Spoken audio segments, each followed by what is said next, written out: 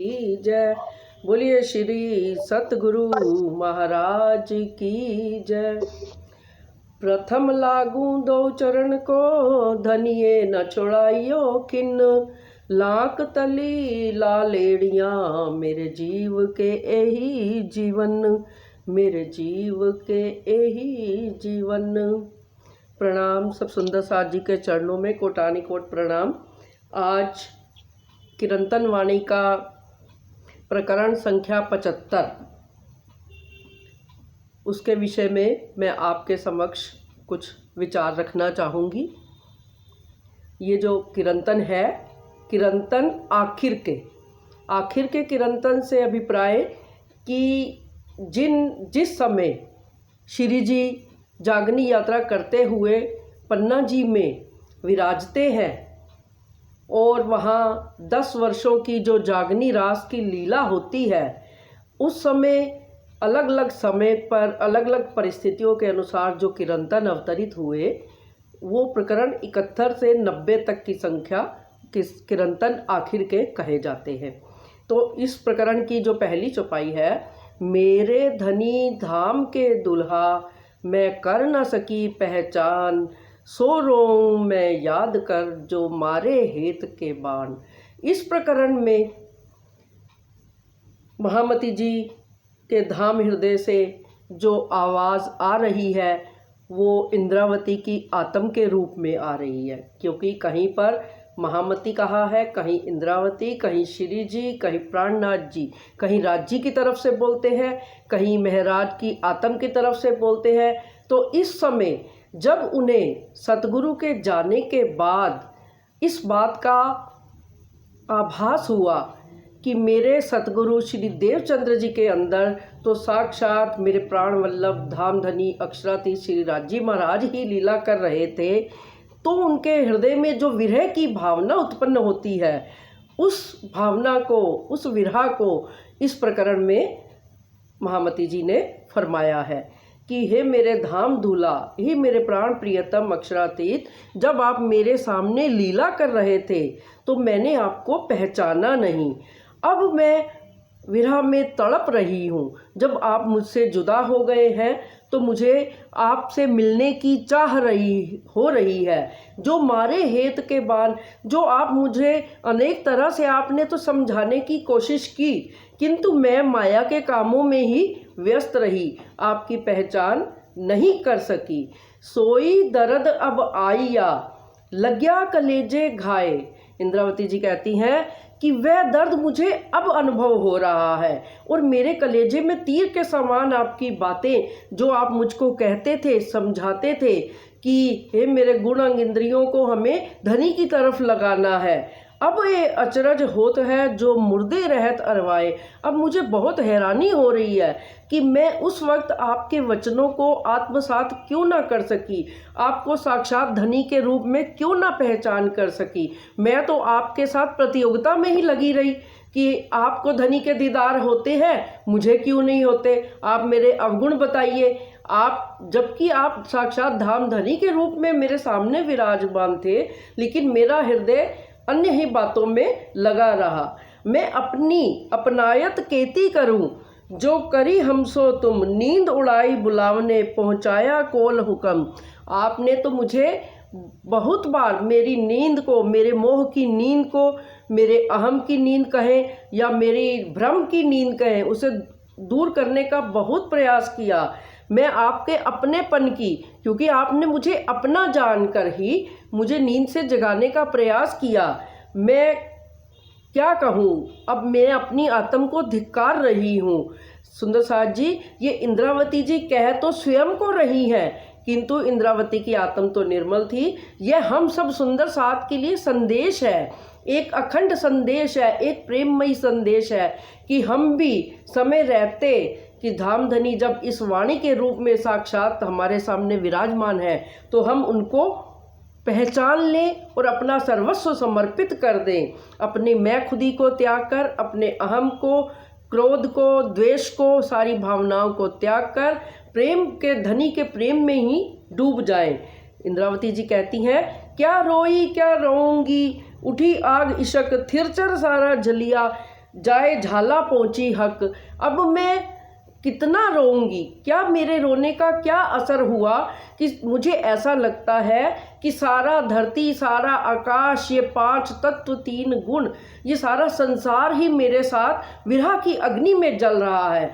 इस चौपाई में उस वक्त की ब्रज की लीला की भी याद आती है, जब कृष्ण जी 11 वर्ष के पश्चात 52 दिन का विरह भी हुआ था, और जब कृष्ण जी गोकुल चले जाते हैं, मथुरा चले जाते हैं, तो तब सखियां जब विरह में तड़पती हैं तो वो क्या कहती हैं? मधुबन तुम कत रहत हरे, मधुबन तुम कत रहत हरे, विरह वियोग श्याम सुंदर के, ठाड़े क्यों न जरे।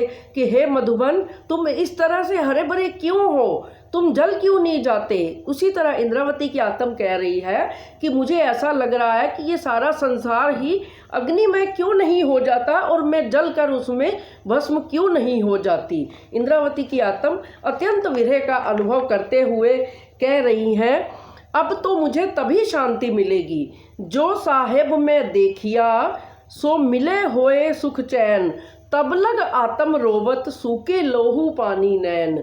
अब तो मेरे नेत्रों का जो आंसू है वो भी खून बनकर बह रहे हैं। यानी खून के आंसू रोना एक मुहावरा होता है कि जब व्यक्ति को बहुत अधिक दुख होता है तो यही कहते हैं कि वह व्यक्ति तो खून के आंसू रो रहा है। तो इंद्रावती जी भी ऐसा ही कुछ अनुभव करते हुए कहती हैं कि मुझे तब तक चैन नहीं मिलेगा, तब तक करार नहीं मिलेगा, जब तक हे धनी आपका मुझे साक्षात दीदार नहीं हो जाता।